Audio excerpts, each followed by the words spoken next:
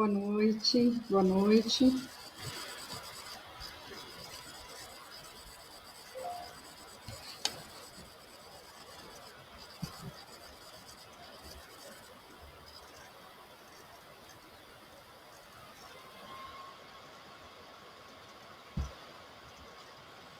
Boa noite. Estão me ouvindo, por favor? Me ouvem? Alguém coloca um ok, por favor?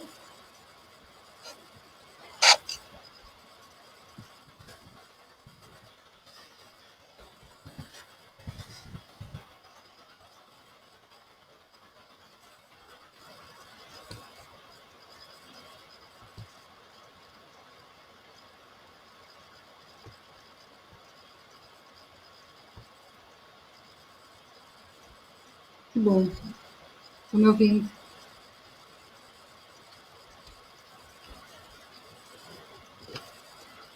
Boa noite, Adélis.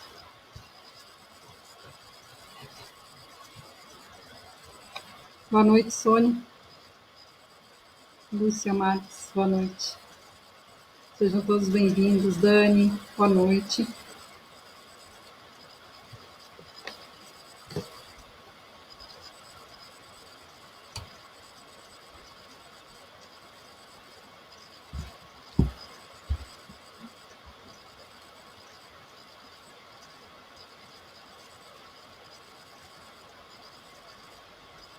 Paola, boa noite, seja bem-vindo.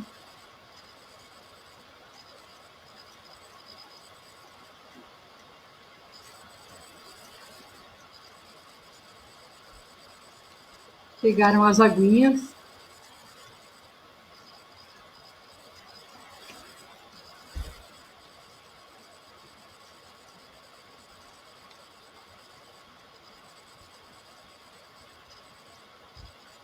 Vamos colocar as nossas águas para receber o nosso remédio.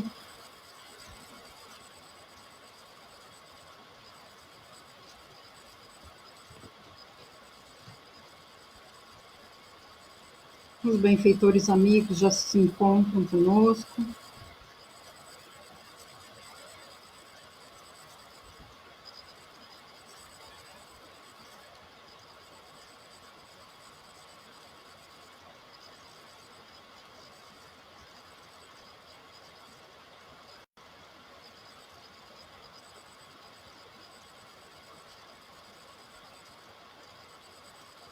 Sejam todos bem-vindos, queridos irmãos. Uma boa noite.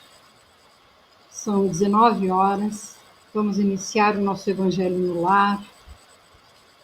Vamos iniciar com a nossa oração. Espero que todos tenham colocado as suas águas. E vamos orar.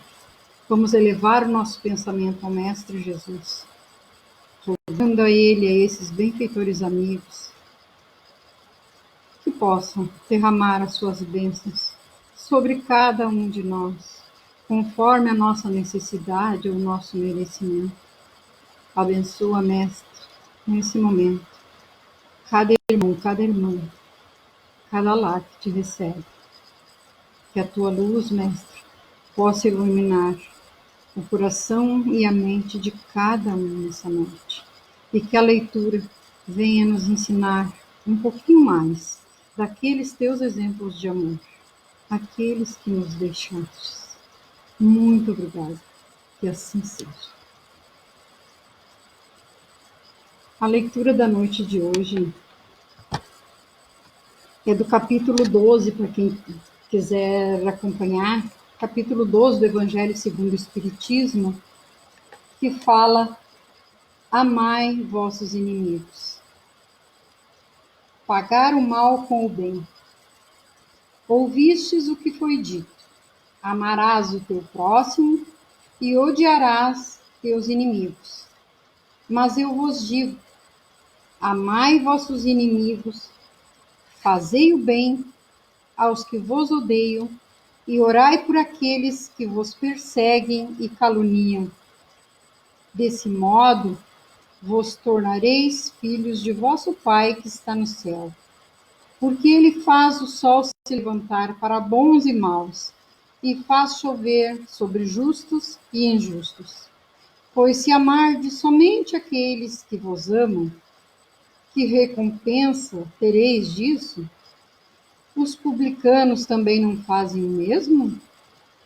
E saudardes somente a vossos irmãos, que fazeis com isso a mais que os outros?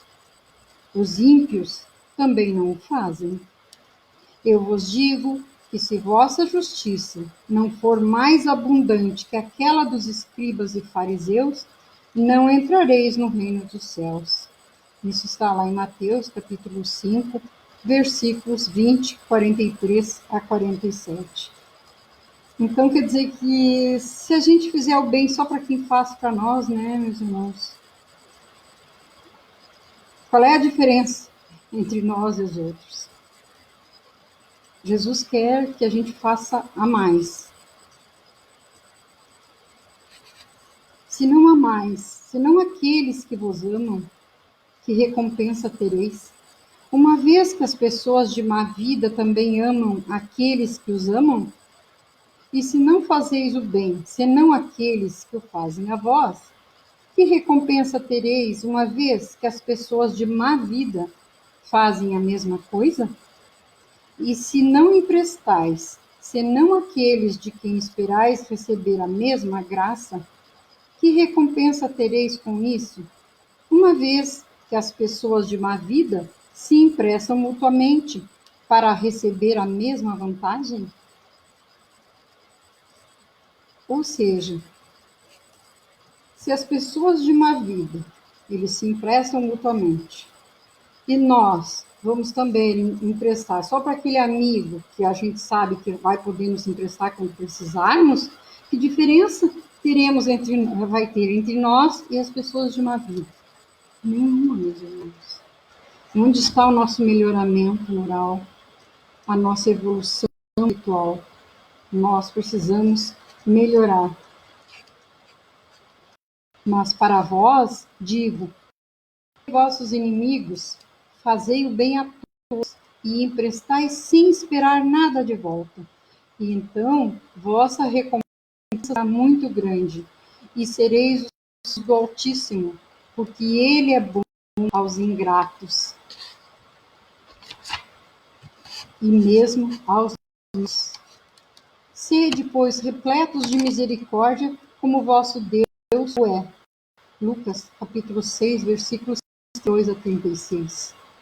Se o amor próximo é o princípio da caridade, amar a seus inimigos é a suplicação sublime, pois essa virtude é uma das maiores vitórias sobre o egoísmo e o orgulho.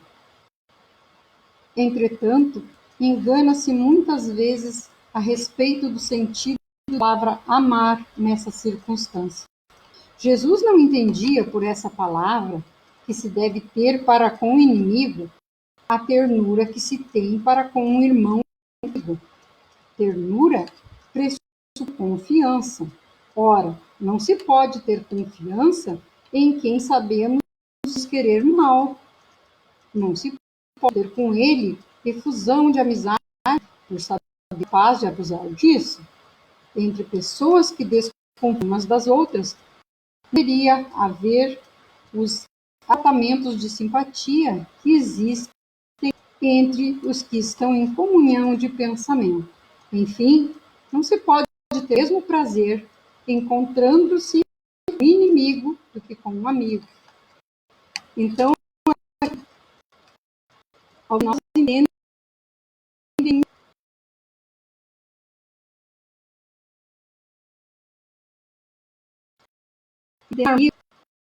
Jesus não diz gente aparecendo, a gente sabe como diz aqui o Evangelho, essa pessoa pode nos fazer mal.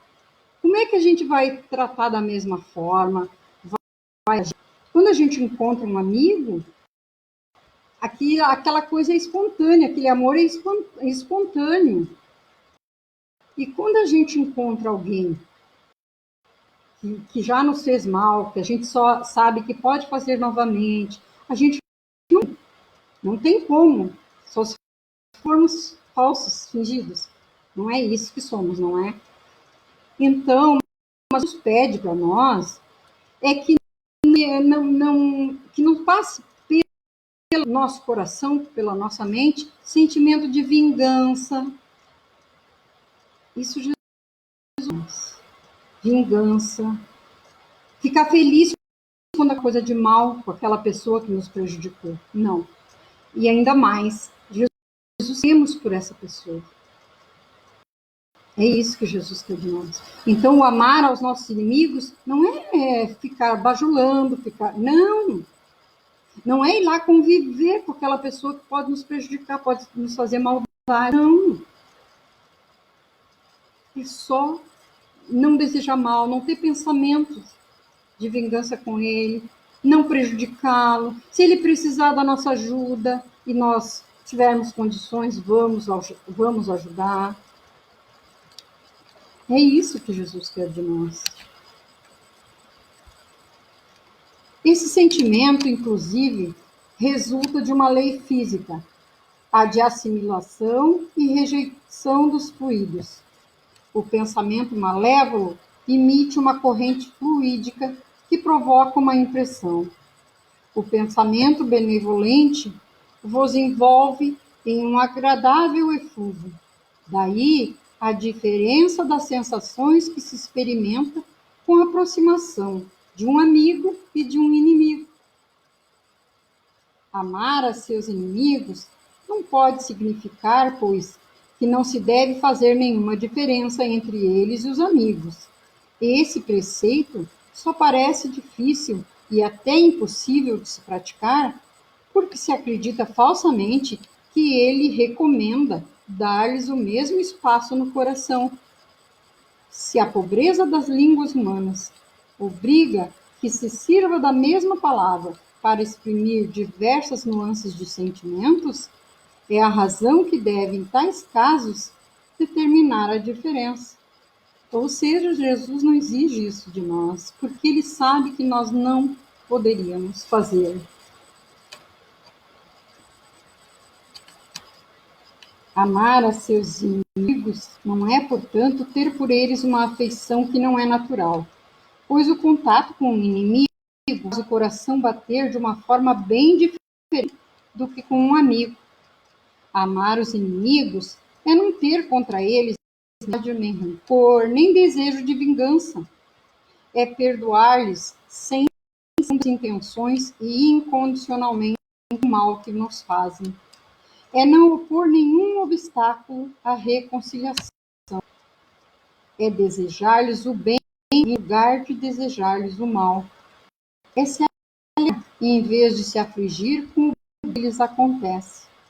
É estender-lhes a mão em caso de é ter-se em palavras e ações de tudo que pode prejudicá-los. Enfim, é devolver-lhes sempre ao mal, sem intenção de humilhá-los. Qualquer um que faça isso, as condições do mandamento, amai vossos inimigos, é sem sentido para um incrédulo. E para quem a vida presente é tudo, só vê no inimigo um ser nocivo, turbando seu repouso, e acredita que só a morte do inimigo fala dele. Daí o desejo de vingança. Ele não tem que perdoar se não for para satisfazer seu orgulho aos olhos do mundo. O próprio fato de perdoar lhe parece, em certos casos, uma fraqueza indigna de si. Mesmo não se vingando, não deixa de guardar rancor e um secreto desejo de mal.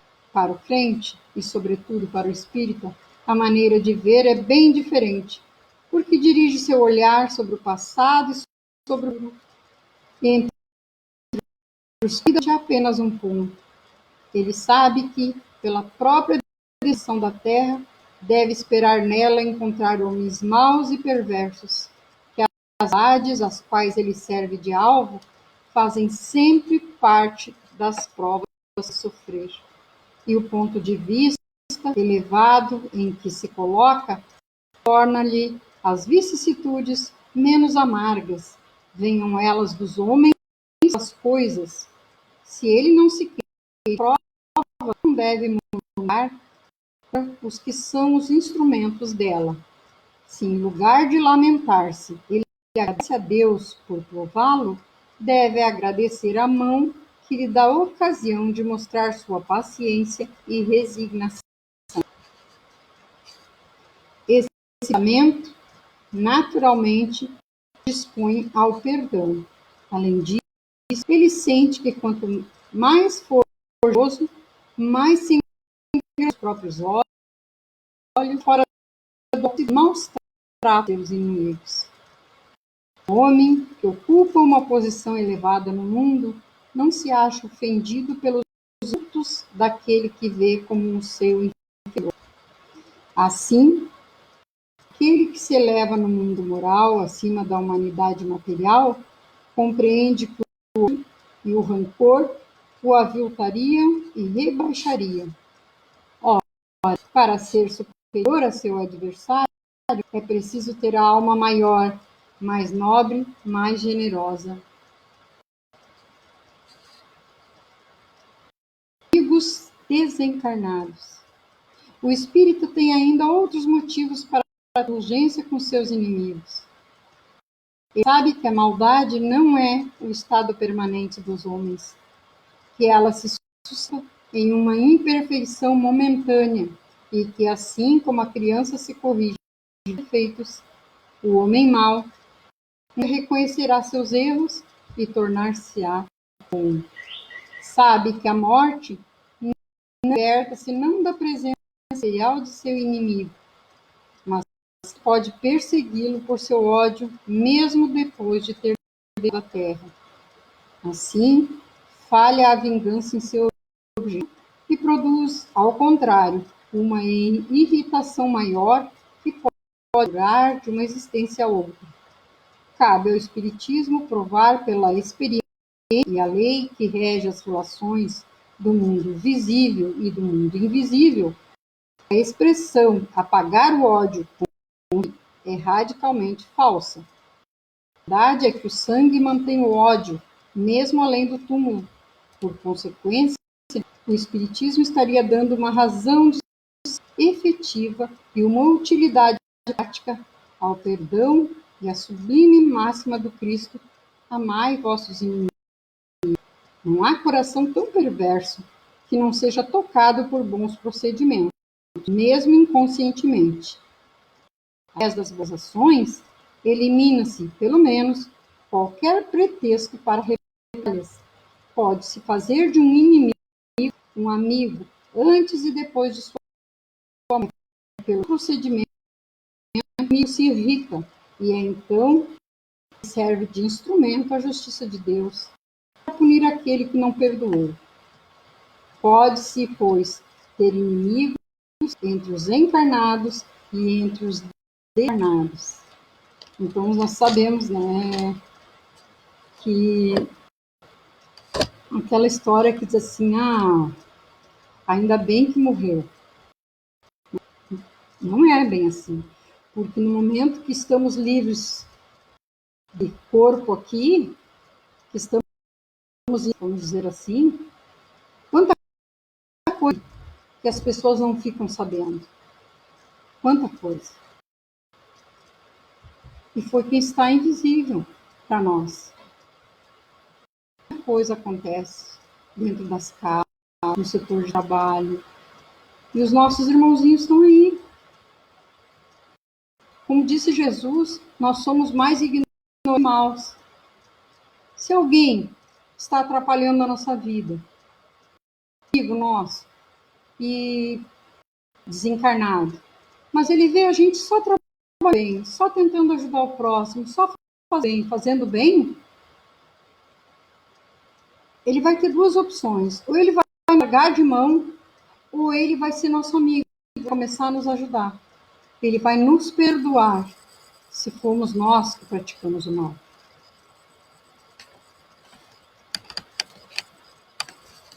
Os inimigos do mundo invisível manifestam sua maldade através das obsessões e das subjugações, das quais tantas pessoas são alvo e que são uma variedade das provas da vida. Essas provas, como as outras, ajudam no adiantamento e devem ser aceitas com resignação e como consequência da natureza inferior do globo terrestre.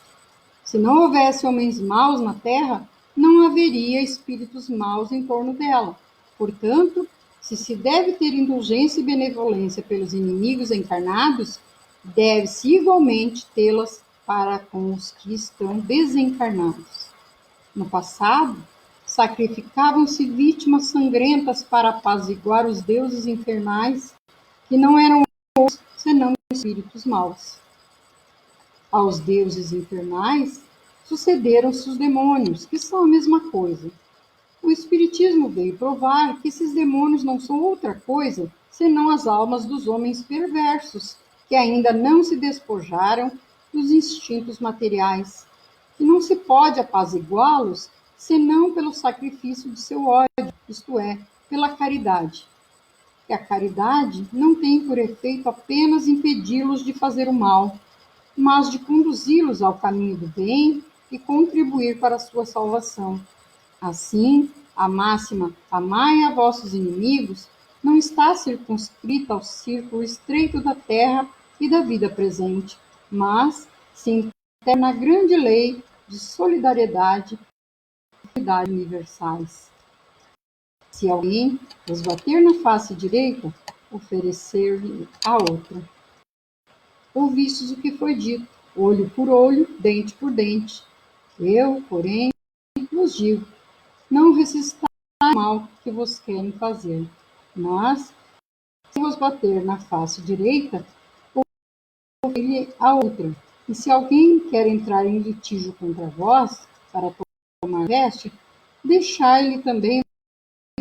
E se alguém quer obrigar-vos a caminhar 1000 passos com ele, caminhai 2. Dai a quem vos pede, não rejeiteis aquele que quer emprestar de vós. Mateus capítulo 5, versículos 38 e 42. Aqui o que Jesus quer dizer de ter uma face da outra é aquilo que já estava falando antes. Alguém nos fez mal, não vamos pagar na mesma moeda. Vamos dar a nossa face interior, nosso amor. Não retribuir se me deu ódio, dá ódio. É outra face que Jesus quer. Não está falando da física, deu, né? Não é isso. Mas é mostrar a nossa outra face, é dar a nossa outra face. A face que ele quer é da caridade, da humildade, do amor. Essas virtudes que Jesus que nós comecemos a praticar. Isso. Os preconceitos do mundo, aos quais se convencionou chamar questão de honra, dão essa subtilidade sombria, nascida do orgulho e da exaltação ferida. Isso parece justiça para aquele cujo sentido moral não se eleva acima das paixões terrestres. É por isso que a lei mosaica dizia olho por olho, dente por dente, lei em harmonia com o tempo em que vivia Moisés. O Cristo veio e devolvei ao mal o bem, disse mais, não resistai ao mal que se quer vos fazer. Se alguém bater na face direita, oferecer-lhe a outra. Ao orgulhoso, essa má parece uma covardia, pois ele não entende que há mais coragem em suportar o insulto do que em se vingar dele. Devido ainda a esse motivo, acima mencionado, que faz com que a vista não alcance a lei do presente, é preciso, entretanto, tomar essa máxima ao pé da letra? Não, assim como aquela que diz para o olho, se ele é um motivo de escândalo, levado às últimas consequências, seria condenar toda a repressão, mesmo legal, e deixar o livre aos maus, dissipando o medo. Se não houvesse um freio às suas agressões, logo todos os bons seriam vítimas. O próprio de conservação, que é uma lei da natureza, diz que não é preciso estender benevolentemente o pescoço ao assassino. Por essas palavras, portanto, Jesus não proibiu a defesa, mas condenou a vingança. Dizer que se ofereça uma face quando a outra foi ferida, dizer de uma outra forma que não é preciso devolver o mal pelo mal, que o homem deve aceitar com humildade tudo que baixar seu orgulho, que é mais glorioso para ele ser ferido do que ferir, suportar pacientemente uma injustiça que cometer ele próprio outra injustiça, que é melhor ser enganar, ser arruinado, que arruinar outro, é também ao mesmo tempo a questão do duelo, que não é outra coisa senão a manifestação do orgulho. Só a vida futura e na justiça de Deus, que nunca deixa o mal impune, pode dar força para que se suporte pacientemente os golpes contra nossos interesses e nosso amor próprio.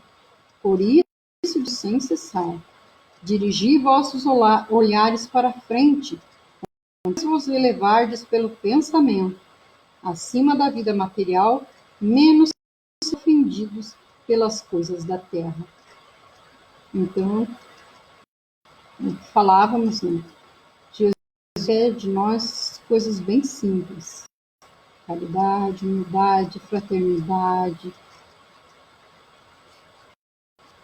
E aqui fala da vingança. A vingança é um dos últimos vestígios deixados dos costumes bárbaros que tendem a apagar-se entre os homens.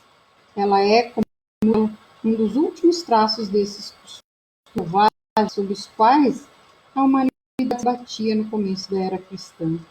Por isso, a vingança é um indício seguro do atrasado dos homens que a ela se entrega e dos espíritos que ainda podem inspirá-la. Portanto, meus amigos, esse sentimento nunca deve fazer vibrar o coração de qualquer um que se diga e afirme espírito. Vingar-se, vós sabeis, de tal forma contrário a essa prescrição do Cristo. Perdoai a vossos inimigos.